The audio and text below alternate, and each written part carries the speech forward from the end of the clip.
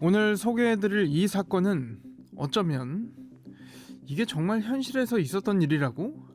아니 심지어 대한민국에서 이런 일이 있었다고? 믿기 힘든 그런 사건일지도 모르겠습니다.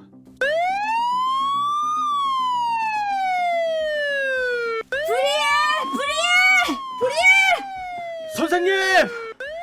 거기 계시면 위험합니다! 다들 나와주세요! 불을 저희가 끄겠습니다!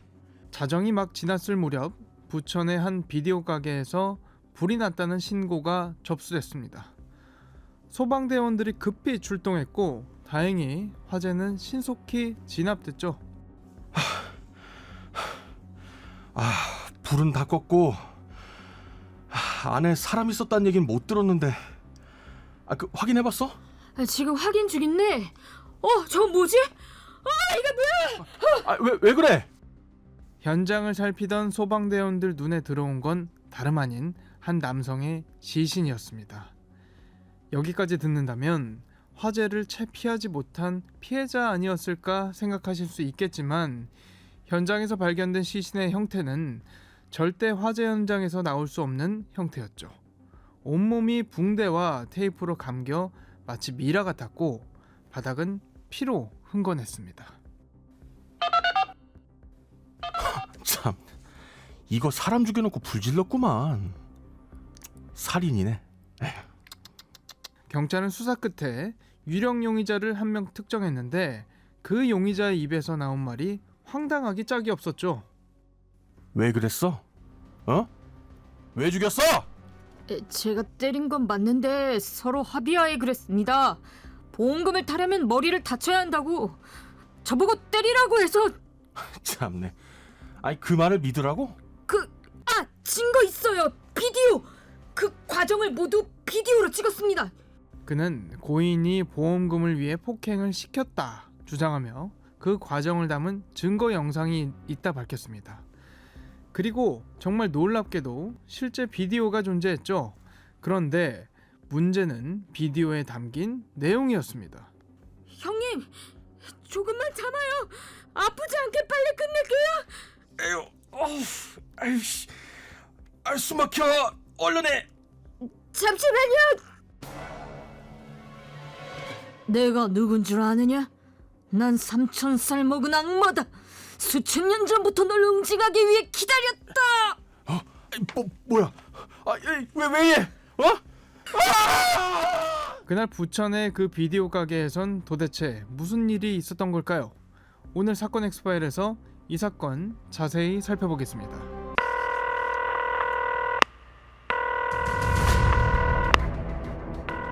사건은 보이는 것보다 가까이 있다.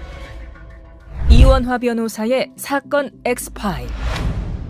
안녕하세요. 사건 엑스파일 이원화입니다. 오늘도 로엘 법무법인 김동현 변호사와 함께합니다. 변호사님 어서 오세요. 안녕하세요. 로엘 법무법인 김동현 변호사입니다. 저는 이 사건 이번에 방송 준비하면서 처음 알게 됐거든요. 이런 기괴한 일이 대한민국에 있었구나. 정말 깜짝 놀랐습니다.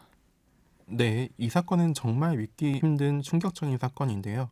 1998년 3월 2일 새벽 경기도 부천의 한 비디오 가게에서 화재가 발생했다는 신고가 접수되면서 시작됩니다.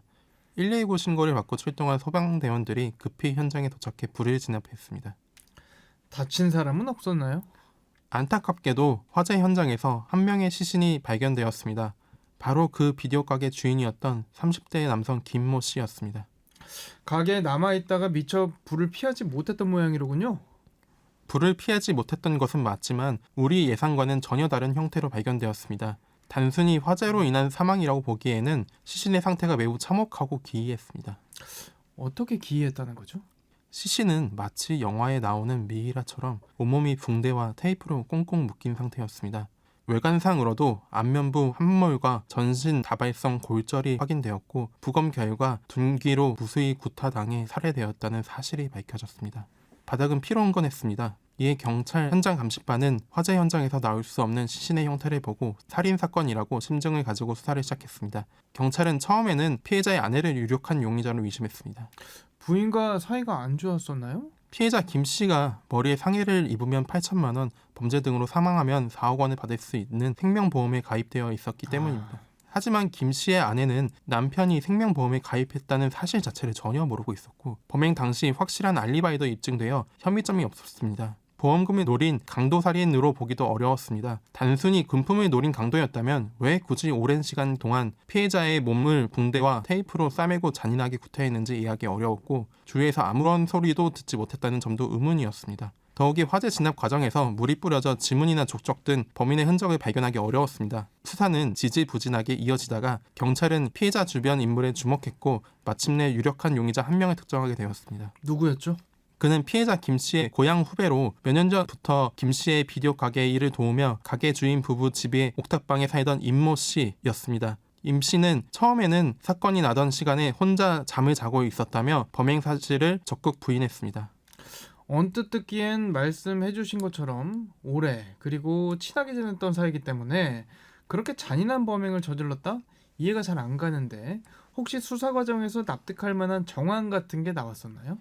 수사 과정에서 임 씨의 숨겨진 동기가 드러났습니다. 임 씨는 김 씨 부부와 함께 살면서 김 씨가 아내에게 함부로 대하고 폭행하는 것을 보며 김 씨에 대한 실망과 미움, 혐오감이 키워왔다고 진술했습니다. 임 씨는 형수를 마치 천사처럼 아름답고 착한 사람으로 생각하며 연심을 품고 있었고 심지어 피해자 부부의 거실과 안방에 몰래카메라를 설치해 일거수 일투족을 훔쳐보기도 했습니다. 결국 임 씨는 처음에 진술을 번복하고 자신이 김 씨를 구타한 것은 맞지만 자신이 살해한 것은 아니라고 주장했습니다.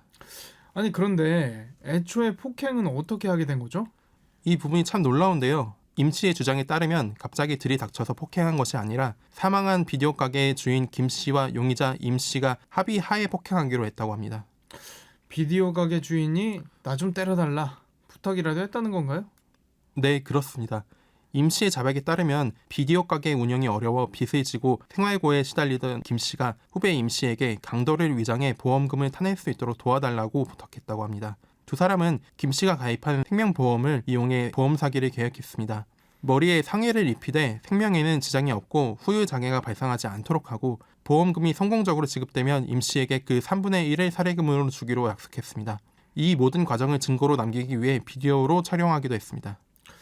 그런데 죽은 자는 말이 없다고 용의자 말만 고지고대로 믿을 수는 없는 거 아닙니까? 사실 납득하기 쉬운 내용도 아니잖아요. 맞습니다. 납득하기 어려운 내용인데 여기서 반전이 일어납니다. 용의자 임 씨가 이 과정을 촬영한 비디오 테이프가 있다고 경찰에 이야기한 것입니다. 비디오요? 그러니까 서로 합의하에 이런 일을 하는 거다라는 그 장면을 영상으로 남겨놨다는 이야기인가요?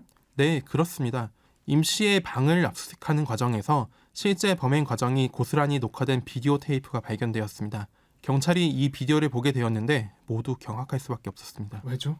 비디오의 초반부에는 임 씨가 김 씨의 온몸을 붕대와 테이프로 감싸고 김 씨에게 아프지 않게 빨리 끝낼 테니 걱정 마세요. 조금만 참으세요 형님 이라며 정중하고 고분고분하게 존칭을 사용하는 등 두 사람 간의 계약 내용을 확인하며 합의하에 범행을 진행하는 장면이 담겨 있었습니다. 하지만 임 씨가 몽둥이를 몇 차례 휘두른 뒤 화면 밖으로 나가다가 다시 돌아왔을 때 갑자기 1이 이상한 방향으로 흘러가기 시작했습니다. 임 씨의 행동과 표정, 말투가 완전히 다른 사람으로 변해버린 것입니다. 싸늘하고 매우 빠른 어투의 반말체로 입에 담기 힘든 욕설을 섞으며 잔인하고 공격적인 말들을 내뱉기 시작했습니다. 자신을 악마라고 했다고요? 임 씨는 비디오 속에서 내가 누군지 아느냐? 난 섀도우다. 내 나이가 몇인 줄 아느냐? 난 3,000살 먹은 악마다. 너 같은 놈이 이해하지 못한 위대한 수천 년 전부터 널 응징하기 위해서 기다렸다 라고 외치며 이해하기 힘든 말들을 쏟아냈습니다. 그리고 몽둥이와 옆에 있던 돌덩이를 들고 김 씨의 얼굴을 무자비하게 내리찍어 살해했습니다. 더욱 놀라운 것은 임 씨가 자신의 범행을 인정하면서도 악마처럼 변해 마구 공격을 휘두르던 모습은 전혀 기억하지 못한다는 사실이었습니다. 비디오를 보고 임 씨에게 보여주자 머리를 쥐어뜯으며 고통스러워하는 이상 행동을 보이기도 했습니다. 이게 만일 영화였다면 놀라고 말 일이지만 현실에서 일어난 사건이고 저희 같은 입장에서는 이런 다중인격 주장을 법적으로 어떻게 풀어나가야 할지 고민될 수밖에 없는 부분입니다.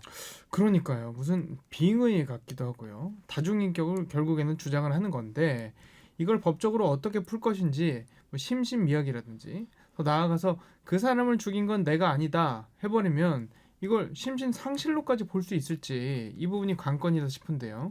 일단 이런 판례가 있습니까? 네, 다중인격 주장과 형사 책임의 문제는 법조계에서 매우 복잡하고 어려운 쟁점입니다. 우리나라의 경우 다중인격 장애를 주장하는 사건은 종종 있었지만 실제로 법원에서 심신상실이나 심신미약으로 인정받는 경우는 매우 드뭅니다. 하지만 해외, 특히 미국에서는 유명한 사례가 있습니다. 바로 빌리 밀리건 사건입니다. 1977년 연쇄 강간 혐의로 기소된 빌리 밀리건은 자신의 몸에 24개의 인격이 산다고 주장했고 어린 시절 끔찍한 아동학대로 인해 이런 인격들이 생겨났다는 의사소견을 받았습니다. 결국 그는 범행 당시 다중인격 상태였다는 이유로 무죄 판결을 받고 치료 감호를 받게 되었습니다. 이 사건은 당시 다중인격의 존재 여부와 법적 책임에 대한 큰 논란을 불러일으켰습니다.